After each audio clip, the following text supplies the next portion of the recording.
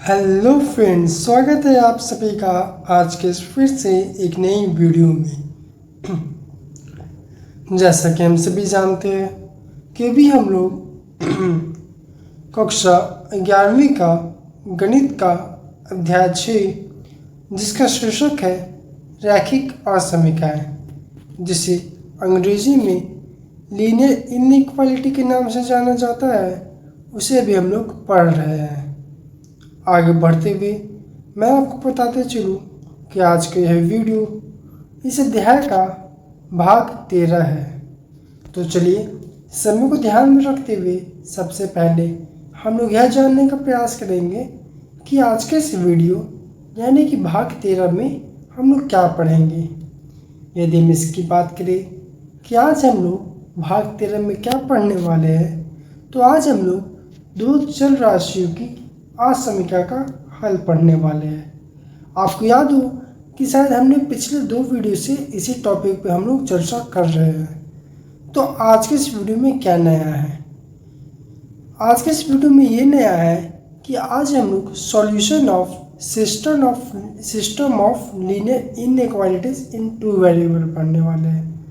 कल के वीडियो तक जो हम लोग पढ़ रहे थे वो हम लोग सिर्फ और सिर्फ पढ़ रहे थे solution of linear inequalities in 2 variable, यानी कि हमारे पास सिर्फ कोई एक ही लीनियर इनइक्वालिटी यानी कोई भी एक ही असमीका दिया हुआ रहता था और उसे हमें ग्राफ के जरिए उसका हल निकालना रहता था।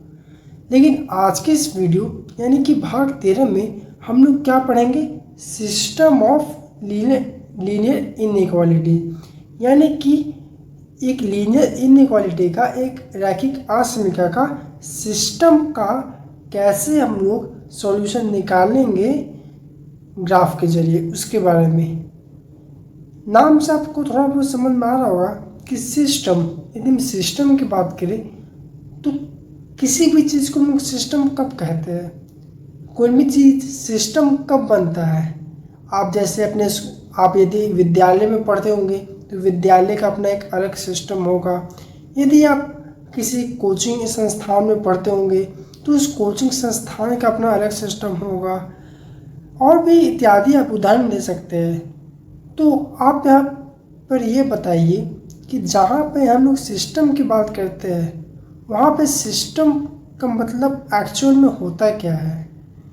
यदि आप ऐसे कई उदाहरण को गौर से सुनोगे, गौर से देखोगे, उसे ऑब्जर्व करने की प्रयास करोगे, तो अभी आप पाओगे कि सिस्टम मतलब जो एक्चुअल होता है वो एक से ज़्यादा कंपोनेंट को मिला के बनता है। यानी जहाँ पे हम लोग सिस्टम की बात करते हैं वहाँ पर ऐसा ज़रूर होगा कि वहाँ पे एक से ज़्यादा चीज़ इन्वॉल्व होगा,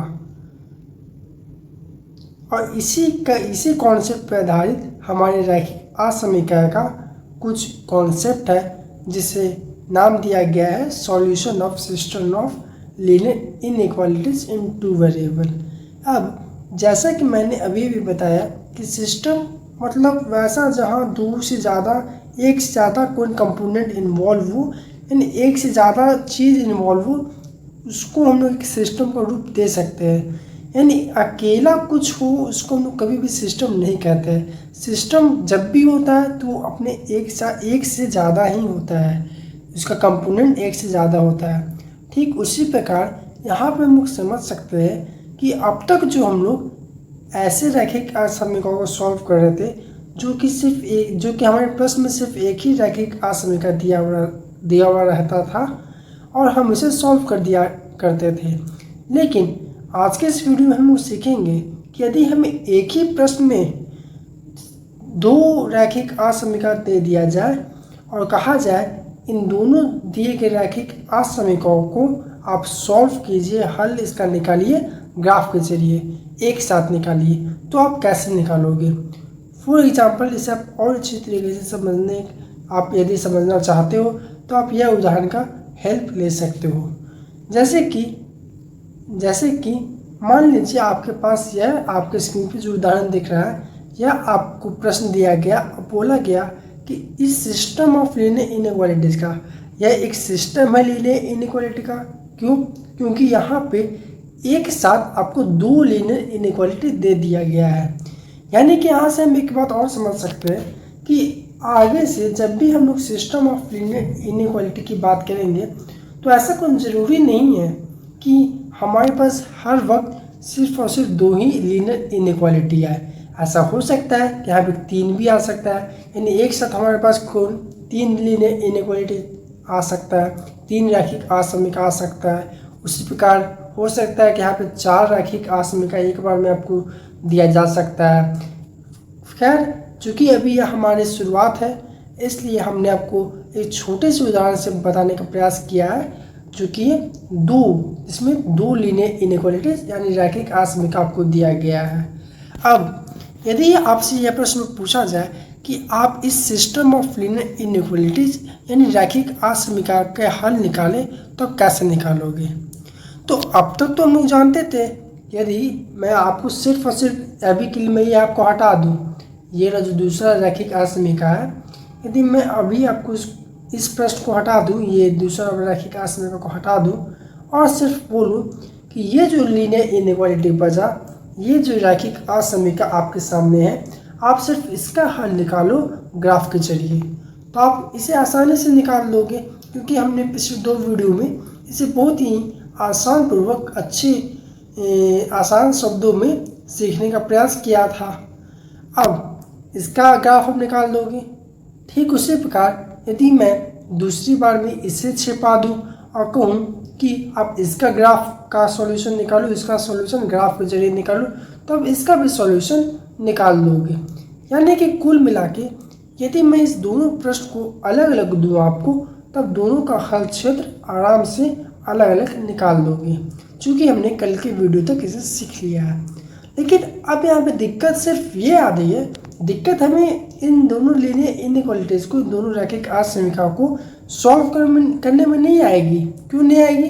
क्योंकि हमने इसे पिछले वीडियो में सीख लिया था। दिक्कत हमें सिर्फ यहाँ पर आ रही है कि ये दोनों लीनियर इनइक्वालिटी, ये दोनों रैखिक असमीका हमें एक ही प्रश्न में एक ही साथ दे दिया गया है। कल तक जो भी प्रश्न हम लोग सॉल्व करते थे उसमें एक प्रश्न में सिर्फ और सिर्फ एक ही लीनियर इनइक्वालिटी आता था, लेकिन आज हम लोग देख रहे हैं कि ऐसा भी हो सकता है कि एक ही प्रश्न में एक से ज़्यादा यानी दो या दो से अधिक लीनियर इनइक्वालिटीज यानी कि रैखिक असमीका दे सकता है। तो चलिए उसको हम लोग सीखते हैं कि कैसे इसे सॉल्व किया जाए। देखिए, यदि हम इस प्रकार के प्रश्न की बात करें जहाँ पर एक साथ हमें दो या दो से अधिक लीनियर इनइक्वालिटी यानी कि रैखिक असमीका दे दिया जाए, तो हमें इसे कैसे सॉल्व करना है? हमें सिर्फ सबसे पहले जैसे कल तक जो हम लोग सॉल्व करते थे सेम टू सेम वैसे ही करना है। जैसे कि पहले जैसे मान लीजिए आपको ये प्रश्न दिया गया है और कहा जाए कि इसे आप ग्राफ के जरिए सॉल्व करो, तो आपको ज़्यादा कुछ नहीं करना है, आप सिंपली वैसे ही करो जैसे आप पहले करते थे। सबसे पहले आप दोनों में से किसी एक रैखिक असमीका को सॉल्व कर दो। यानी कि पहले मान लीजिए आपने इसे सॉल्व कर दिया, देखिए दिया रहेगा आपको दोनों, लेकिन सबसे पहले आपको किसी एक को उठाना है, कोई भी एक रैखिक असमीका को। मान लीजिए हमने इसे उठाया और सबसे पहले आप जो भी उठाए यानी आपने ये रैखिक असमीका चूज किया, तो आप सबसे पहले इसे सॉल्व कर दो। इससे आपको सॉल्व करना आता है। जब इसे आप सॉल्व कर दोगे तो उसके बाद उसी ग्राफ पेपर पे, उसी कार्तीय तल पे आप इस रैखिक असमीका को भी सॉल्व कर दो। कहने का तात्पर्य यह है कि एक ही कार्तीय तल पे, एक ही ग्राफ पेपर पे आपको ये दोनों रैखिक असमीका सॉल्व करना है। और उसके बाद जो क्या इन दोनों सिस्टम ऑफ लीनियर इनइक्वालिटीज का कौन सा हल क्षेत्र होगा, आइए हम लोग उसको समझने का प्रयास करते हैं। लेकिन उससे पहले आप वीडियो को पॉज कीजिए और इन दोनों रैखिक असमीका का ग्राफ अपने कार्तीय तल या कहिए अपने ग्राफ पेपर पे ड्रा करने का प्रयास करें। उम्मीद करता हूँ कि आपने ऐसा किया होगा। यदि आपने ऐसा किया होगा तो जो ये पहला वाला रैखिक असमीका है, ये जो अभी आपको यहाँ पे अपने स्क्रीन पे दिख रहा है, ये वाला, इसका ग्राफ आपको कुछ इस प्रकार से मिला होगा। यहाँ पे आप देख सकते हैं कि हमने यहाँ पे स्टेप बाय स्टेप इस रैखिक असमीका का ग्राफ कैसे बनेगा इसका हमने सॉल्यूशन किया है। लेकिन हम जानते हैं कि हमने इसे पिछली वाली वीडियो में पढ़ लिया था, इसलिए हम यहाँ पर ये सारा स्टेप यहाँ पे डिस्कशन नहीं कर रहे हैं। सीधे हम यहाँ पे इसका ग्राफ पे आते हैं तो हम लोग यह पाएंगे कि जो हमारा जो पहला जो रैखिक असमीका हमारे प्रश्न में दिया गया था उसका ग्राफ कुछ इस प्रकार से बनेगा। तो उम्मीद करता हूँ कि आप सभी का ग्राफ भी इसी प्रकार से बना होगा। अब हमने यहाँ पे पहले रैखिक असमीका का जो हमारा जो पहला रैखिक असमीका दिया हुआ है हमारे प्रश्न में उसका सॉल्यूशन तो हमने निकाल लिया, यानी उसका ग्राफ तो हमने इस कार्तीय तल पे ड्रा कर लिया। अब हमें क्या करना है, जो हमारे पास जो दूसरा रैखिक असमीका दिया हुआ था हम लोग फिर से उसी दूसरे वाले रैखिक असमीका का इसी कार्तीय तल पे, ये जो अभी आपने इस कार्तीय तल पे जो ये ड्रा किया है पहले रैखिक असमीका का ग्राफ, इसी कार्तीय तल पे हम लोग ये दूसरे वाले रैखिक असमीका का ग्राफ ड्रा करेंगे। तो यदि यहाँ आप लोगों ने दूसरे वाले रैखिक असमीका का ग्राफ ड्रा किया होगा तो आप लोग उसका डायग्राम कुछ इस प्रकार से पाए होंगे। यहाँ पे आप देखिए ये जो आपको पर्पल कलर का लाइन दिख रहा है, ये वाला पर्पल कलर का लाइन जो दिख रहा है यह हमारा इस रैखिक समीकरण का ग्राफ है y = x-3 का। अब चूँकि इस असमीका को इस रैखिक असमीका को 0,0 पॉइंट सेटिस्फाई कर रहा था और 0,0 हमारा कुछ यहाँ पे था, तो इधर वाला जितना भी भाग होगा यह सेकंड वाले रैखिक असमीका का क्या हो जाएगा, ये हल क्षेत्र हो जाएगा। अब देखिए हमने क्या आपको शुरू में बताया था कि इस प्रकार के प्रश्न को जहाँ पे एक ही साथ आपको कई रैखिक असमीकाओं को सॉल्व करने दे दिया जाए तो वैसे को यानी कि वैसे प्रश्न को हम लोग एक ही कार्तीय तल पे हल करते हैं। यहाँ पे आप देख सकते हैं कि हमने भी इन दोनों प्रश्नों को, इन दोनों रैखिक असमीका के ग्राफ को एक ही कार्तीय तल पे हल किया है। अब यदि हम ऐसा करते हैं तो हम ये पाते हैं कि ये जो था ये हमारा पहला रैखिक असमीका का ग्राफ बना जिसका इस साइड भाग हल क्षेत्र मिला हमें। दूसरा जो हमारा रैखिक समीकरण बना रैखिक असमीका था हमारे पास, उसका हल क्षेत्र कुछ इधर मिला। अब आप मुझे बताइए कि आप लोग समुच्चय यहाँ पे पढ़ के आए हो। यदि आप यहाँ पे समुच्चय पढ़ के आए हो तो आप बताइए कि जो दूसरा वाला का जो हल क्षेत्र इधर है, ये वाला पार्ट है, और जो पहला वाला का हल क्षेत्र ये वाला पार्ट है, इन दोनों पार्ट में कॉमन कौन सा पॉइंट है, कॉमन कौन सा भाग है, यानी दोनों में सेम कौन सा भाग है। मैं ये हटा दिया हूँ और आपको एरो के माध्यम से दर्शाने का प्रयास किया हूँ कि ब्लैक वाला एरो पहला वाला ये रैखिक असमीका का भाग बता रहा है कि हल क्षेत्र है, और ग्रीन वाला एरो आपको दूसरे वाले रैखिक असमीका का हल क्षेत्र बता रहा है। अब आपको बताना है कि इन दोनों हल क्षेत्र में कॉमन जो सेम हल क्षेत्र है वह कौन सा भाग है, और वह जो भी भाग रहेगा वही हमारा दिए गए रैखिक असमीका का, इनफैक्ट ये दिए गए प्रश्न का हल हो जाएगा, हल क्षेत्र हो जाएगा। तो यहाँ पर देख सकते हैं कि हमने इसे सेट करने का प्रयास किया है। ये देखिए कि ये वाला जो भाग है, ये वाला जो भाग है यह हमारा हल क्षेत्र हो जाएगा। इसे आप यहाँ से ध्यान दे सकते हैं कि यहाँ पे ये जो भाग था हमारा इतना दूर का भाग, यह हमारा हल क्षेत्र हो जाएगा। तो उम्मीद करता हूँ कि आपको ये समझ में आया होगा कि किस प्रकार से हम लोग दिए गए रैखिक, जब हमारे पास एक सिस्टम ऑफ लीनियर इनइक्वालिटीज दिया रहेगा, यानी एक साथ कई सारे रैखिक असमीका दिया रहेगा, तो उसको हम लोग किस प्रकार से सॉल्व करेंगे। यानी सबसे पहले सारे रैखिक असमीकाओं को एक ही कार्तीय तल पे सॉल्व कर लेंगे, और उसमें से जो कॉमन भाग आएगा, सभी भाग का में जो सेम भाग आएगा, जो कॉमन भाग आएगा, वही भाग दिए गए रैखिक असमीका सिस्टम ऑफ लीनियर इनइक्वालिटीज का सॉल्यूशन यानी कि हल क्षेत्र हो जाएगा, जैसा कि आप यहाँ पे देख सकते हो। और यह एक एनसीईआरटी का उदाहरण था, आप एनसीईआरटी में भी इसे देख सकते हो कि एनसीईआरटी ने भी ये ये वाला ग्राफ बना है x plus y equal to 5 का, ये वाला ग्राफ बना है x minus y equal to 3 का, और इन दोनों भाग में कॉमन भाग ये था जिसे इसने ये इस प्रकार से शेड किया। तो उम्मीद करता हूँ कि आपको समझ में आया होगा कि हमने किस प्रकार से ऐसे प्रश्न को हल किया है। इसी प्रकार से एक और उदाहरण आपके सामने है, इसे आप होमवर्क के रूप में रख सकते हैं या फिर इसे आप अभी ही वीडियो पॉज कीजिए और इसे ट्राई करने का हल कीजिए। यहाँ पर आप देख सकते हैं कि यहाँ पर इस पर हमें 2 नहीं बल्कि 3 रैखिक आसमिका एक साथ दिया हुआ है। तो फिर से हम वही करेंगे कि सबसे पहले हम 5x plus 4y is less than और इक्वल टू 40, जो ये रैखिक आसमिका है, इसका सबसे पहले हम लोग सॉल्यूशन यानी इसका सबसे पहले हम लोग ग्राफ पेपर पे हल क्षेत्र निकाल लेंगे। उसी प्रकार से फिर हम इसका उसी कार्तीय तल पे हल क्षेत्र निकालेंगे, फिर लास्ट में इसका हल क्षेत्र उसी कार्तीय तल पे निकालेंगे, और इन तीनों हल क्षेत्र का जो भी कॉमन भाग आएगा यानी तीनों हल क्षेत्र का जो कॉमन क्षेत्र आएगा वही हमारा इस दिए गए सिस्टम ऑफ लीनियर इनइक्वालिटीज़ का सॉल्यूशन हो जाएगा। फॉर एग्जांपल यहाँ पे हमने आपको करके बताया है कि ये जो लाइन था यह हमारा पहला रैखिक आसमिका का ये ग्राफ था, ये जो था हमारा तीसरा रैखिक आसमिका का ग्राफ था, और ये जो था हमारा दूसरा रैखिक आसमिका का ग्राफ था।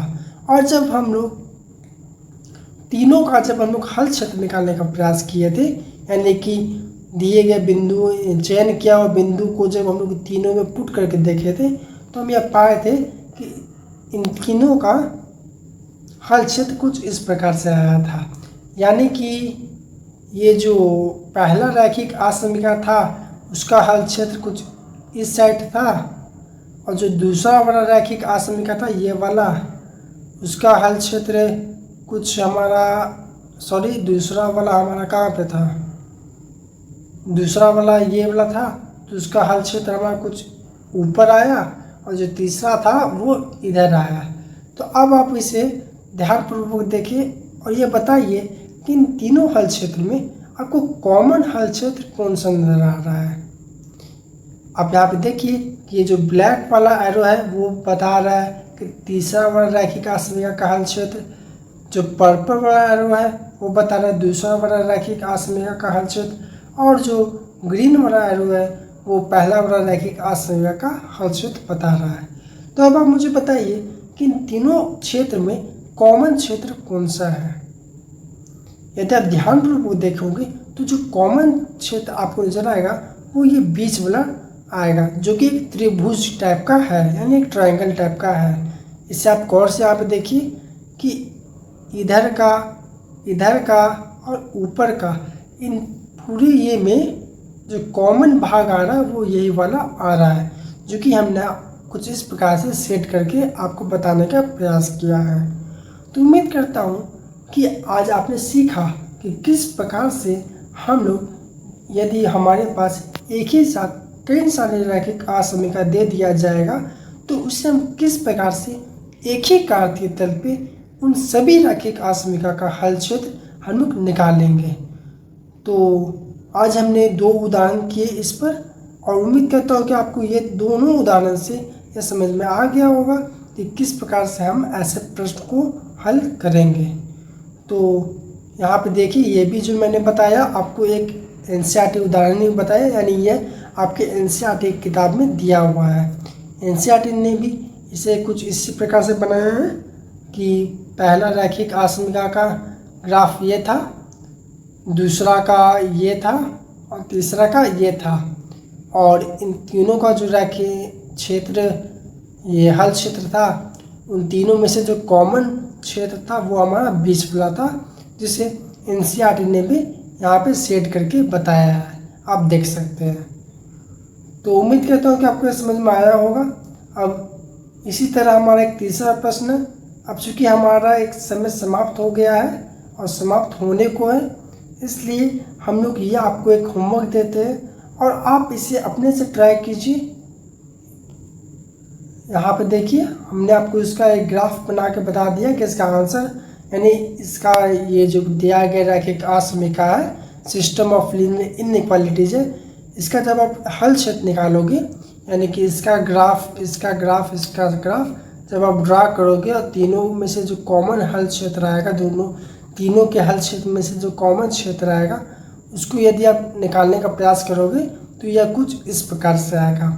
इसे एक बार आप अपने से ट्राई कीजिए और मैं उम्मीद करता हूँ कि आपसे यह सवाल बन जाएगा। तो आज के लिए इतना ही और धन्यवाद।